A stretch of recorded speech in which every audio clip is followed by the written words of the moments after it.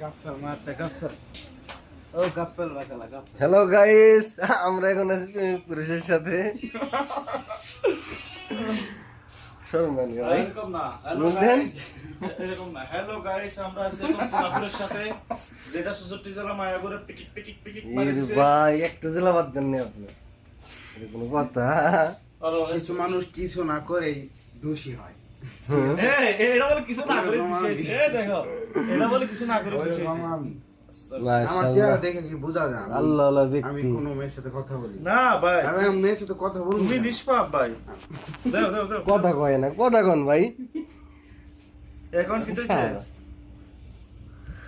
আরে মিয়া ছবি দিলেন না। ছবি তুলে দিন, কথা মতো কন। এটা পাফি, এটা বৃষ্টির পাফি।